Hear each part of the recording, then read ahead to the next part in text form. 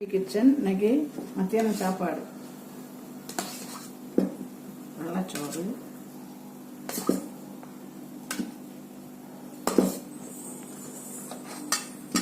வடகம் பொரிச்சிருக்கேன்.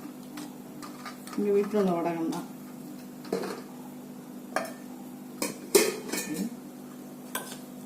சீனி அவரைக்காய் முட்டையும் போட்டு பொரியல் பண்ணி வச்சிருக்கேன்.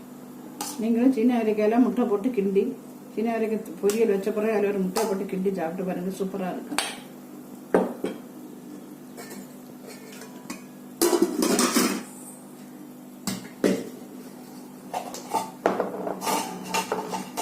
கீரை,